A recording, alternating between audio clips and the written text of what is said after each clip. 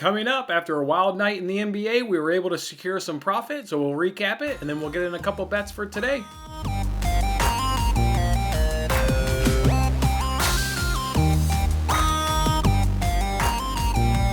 Hey, what's going on, everybody? It's Jason Mattis with Winning Bets. Thanks for hanging out with me on this Wednesday edition here of Winning Bets. We're going to free sports picks every single day, and we're feeling good on today's show. We had a nice bounce back. We secured some profit after having a losing day on Monday, and also it's warming up here in Chicago. We can now say that the temperature is in 2 digits. Yep, we're in double digits in the temperatures, and not only that, we're approaching 20 degrees. I know, guys, it's unbelievable, but we're starting to warm up here in the Windy City. Let's go ahead, though, and start off by recapping that wild night yesterday in the NBA where we were able to secure some profit. You guys remember I gave you 13 bets in total. 12 of them were here on YouTube, and then I tweeted out another one. The one I tweeted out with first, we can start with that one. That was in college basketball. DraftKings was doing a 50% profit boost on any bet you wanted to make. Well, I just took 3 home favorites, and they were all favored by double digits, and just took those 3 teams on the money line, dumped them in a parlay, and all 3 of those teams cashed. An easy cash too. I think the smallest win margin I saw was 12 points, so just a nice, easy cash to start all night. It rolled on over into the NBA action, where we started off with a good couple cashes. Nikola Jokic. Easy cashes there by him, man. I knew he was going to have a big monster night, based on the advantages he had at the center position, and then 2, you add that with kind of the guys that were out. I mean, he had to be the guy that was scoring. So, yeah, he came through there, cashed his points total and cashed his points total and rebounds total there. Michael Porter Jr., he didn't do shit. I mean, literally, he didn't do shit. My man went 0 for 8. So he started off in early foul trouble, had to go ahead and hit the bench, and then overall the night, he was 0 for 8. So, yeah, you're not going to cash anything with a night like that. So that was unfortunate. And then the Nuggets also couldn't cover the spread.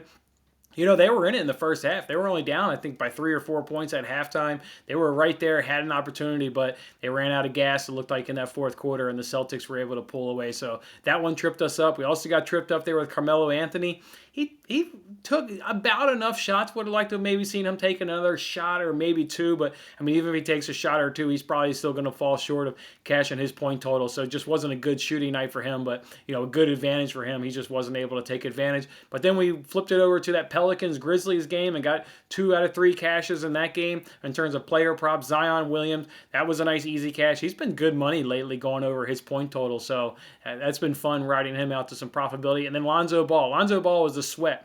He himself hit early foul trouble, had to go ahead and hit the bench. And then he kind of just turned it on there a little bit there in the third quarter. Entered the fourth quarter with 9 points and wasn't getting anything in the fourth quarter. Was dishing them out, man. Was getting tons of assists and setting guys up. And then it was about 3 minutes ago, he came down and hit a jumper, got a nice little bucket there. And then just before he came out, he attempted a layup, missed the layup. Thank God he got the offensive rebound, put the offensive rebound up, and went ahead, and that was his 13th point to cash his over right there, because he immediately came out of that game. They called a timeout, and he came out because the Pelicans were just killing him at that point, up 20 or so points. So an unbelievable, ridiculous cash there with Lonzo Ball. We got one to go our way. We haven't had those lately. Meanwhile, on the other side, the Grizzlies, Valanciunas, he did not go ahead and cash his total. He was the victim of a blowout there.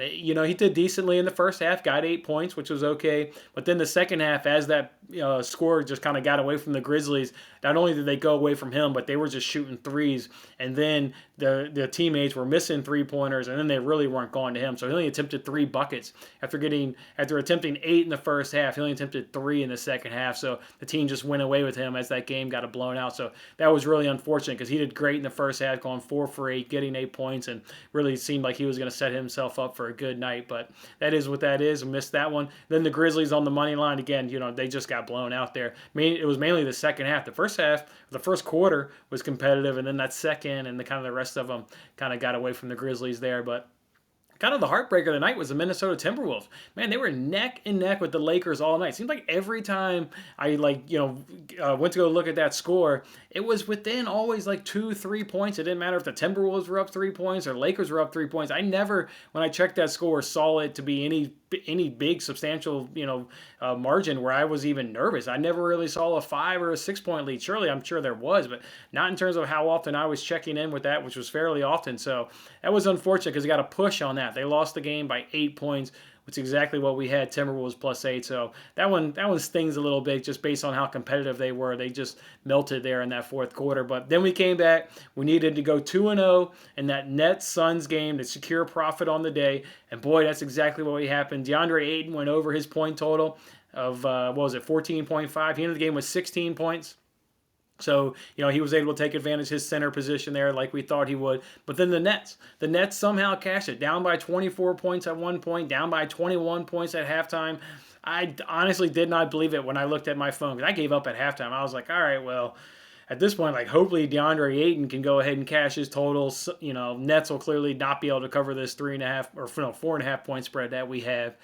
And yeah, I mean, I literally saw it on my phone that the Nets had covered. Not only covered, but they came back and won the damn game. I refreshed it. I mean, I didn't believe it. I had to do a refresh on the phone. So, wow, the Nets came through for us. So, yeah, so that was the day. We went 7 wins, 5 losses. We got that one push. And up on the day, we're up plus 1.16 units. So, nice, good bounce back day. We filled it up in terms of the bet sheet, and we got some profitability out of that. Was good. So, that helped us recoup some of the losses we incurred on Monday, where we were down over 2.28 overall, but now we're only down 1.12 units. So real nice recovery to do there. We have plenty more days to go ahead and keep recovering and getting money back, and then obviously then end up on profit there by the end of the week. So I wanted to. I mean, you guys probably noticed this show's coming out a little bit late. There are some NBA player props that I like, some advantages I like. I like some advantages in the Timberwolves game. I like some advantages in the Thunder game. I like some advantages there in the Magic game. But I mean, the sportsbooks just haven't populated any player props for those 3 games. So you're gonna have to be looking for me on Twitter on that one. It's at WinningBetsPod.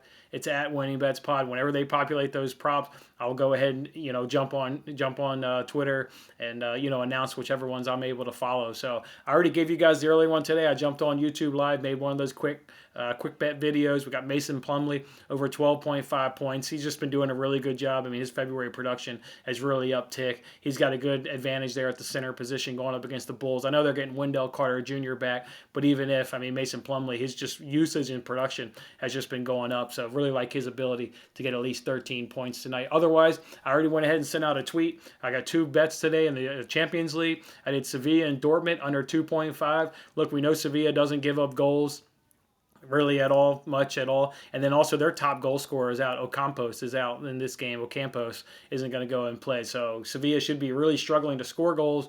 Combine that with they're just tough on the defensive end, really, really tough. So it'll be nervous. Whenever you take an under, it seems like those are always nervous as hell, and under 2.5 will be nervous. Dortmund will trot out its A lineup, and yeah, it'll be nervous, but I do think we'll get there at the end as long as we don't get any KODs like we got in that West Ham game, or any 96-minute screwing there at the end. I do believe we'll get that under 2.5 to go ahead and cash for. So then the other one was just Juventus on the money line.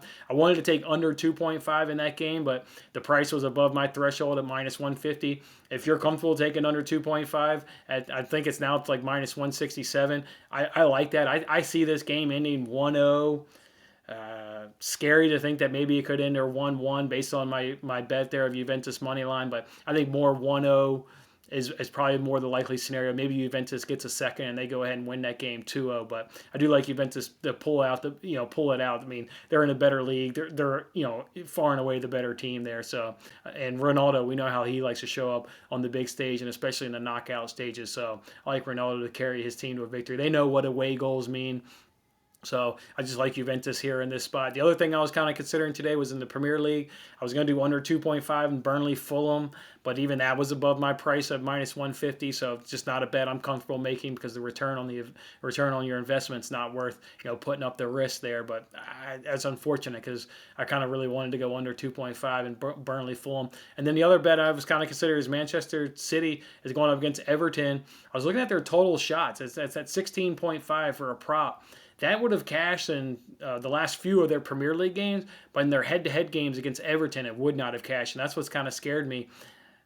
I mean, City just doesn't waste possessions, and they're not one of those teams where you see them taking wild, crazy-ass shots outside the 18 box and just hoping a prayer shot. They're not that team. They work it around. They're very methodical. They want to get in their crosses. They want to do square balls, square passes.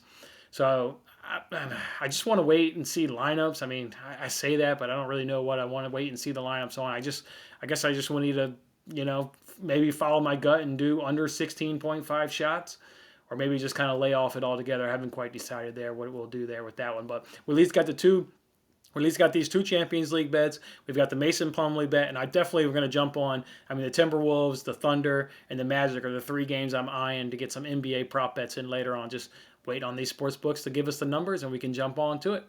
All right, guys, good bounce back yesterday. Congratulations to everybody. Go ahead and hit that like button if you were tailed me on any of those winning bets yesterday. Go ahead and hit that like button and let me know. Otherwise, I'll see you guys on Thursday's show. Have a good one. Thanks for watching this episode of Winning Bets. I'm Jason Mattis. I'll see you again when we are celebrating the wins and making more winning bets. Don't forget to like, comment, share, and subscribe for more winning bets.